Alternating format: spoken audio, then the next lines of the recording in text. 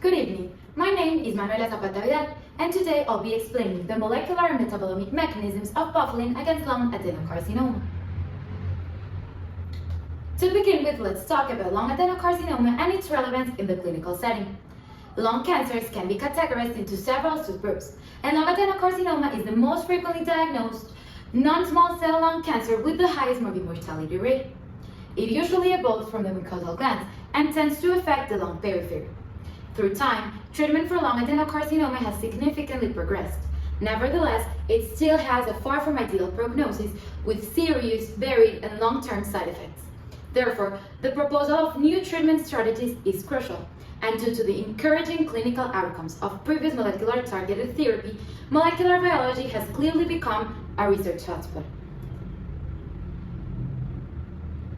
The article intends to propose buffling, the Mayer digoxin-like bioactive component of a Chinese venom, as a possible treatment for lung adenocarcinoma.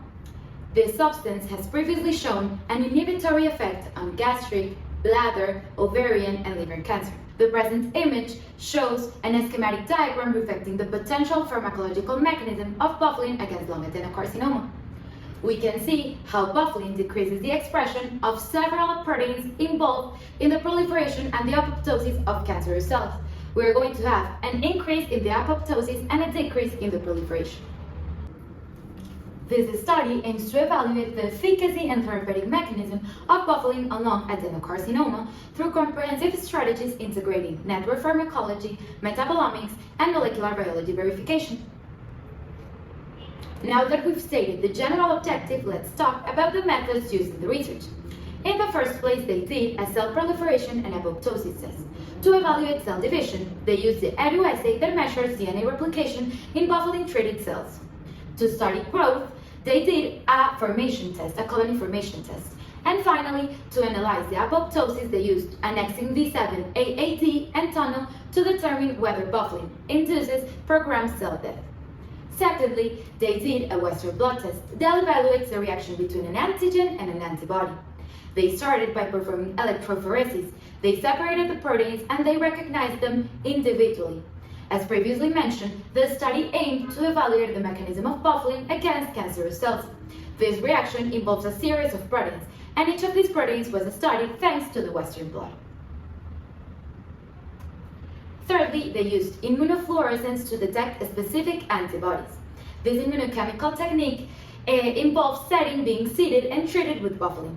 They are incubated with primary antibodies and afterwards with secondary antibodies.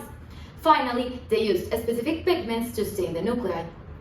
Lastly, they did the tissue histology and immunostaining test.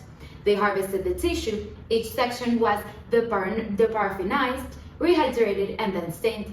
Then they performed immunochemistry and lung cell apoptosis was analyzed using the one-step tunnel apoptosis assay kit.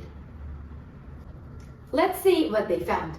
In the upper right corner, we can see the colony formation assay after culturing A549 cells with different concentrations of buffling for 14 days.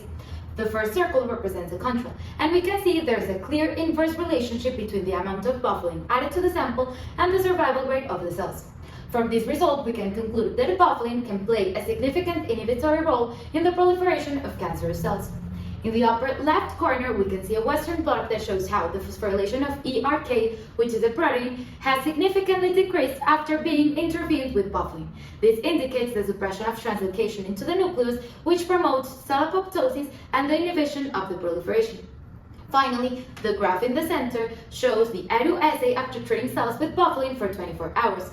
DNA replication activities is labeled in green, and we can observe how it decreases with the increase of buffling concentrations. Nuclei, on the other hand, were stained with blue, so the first and the third row, and they have a direct relationship with buffling concentrations.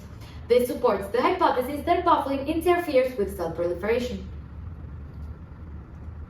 The graph on the right shows the tumor sections for each group stained with the methoxylin eosine, tunnel, and Ki-67 antibodies. The methoxylin eosine is going to reveal a disorganized cellular structure in the buffling group.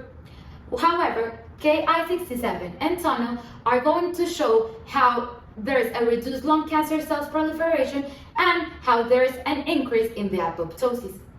Ultimately, the Western blot, which is at the left, is going to show the effect of buffering on a series of proteins involved in lung adenocarcinoma. We can see that the expression of some of the proteins is going to decrease. Some of the proteins, on the other hand, like this one, and this one, is going to increase. And there are some proteins like AKT and PI3K that are going to stay the same. Vinculin is the control. Moving forward with the discussion, I'll mention what other authors have stated and if they agree or disagree with the results of this article. Xiang studied the effect of traditional Chinese medicine as an alternative treatment with good efficacy, less toxicity, fewer side effects, and a lower price. As buffering is considered an ancient Chinese drug, we can say that this author would agree. Wang said that molecular biological processes depend on the joint action and interaction of numerous proteins. We can see how this article intends to study the effect of buffering, not on a single independent protein, but on all the proteins that participate in the spread of lung adenocarcinoma. Therefore, they would also agree. Finally, Weimer studied the influx and the efflux of FOXO1 and concluded that the phosphorylation of that protein has an anti-apoptosis effect. However, the results of this article show that buffering decreases the phosphorylation of FOXO1 because it stimulates apoptosis, meaning that these authors would disagree. To conclude, I'd like to highlight the importance of molecular biology in the clinical setting to treat diseases such as lung adenocarcinoma with high mortality rates and very aggressive treatments with side effects and non-ideal results. Moreover, molecular biology techniques allow more specific approach to several diseases. For instance, buffering shows a compromising result because it induces the apoptosis of cancerous cells instead of attacking all cell populations. Therefore, thanks to molecular biology, we could eventually treat diseases that nowadays we consider incurable.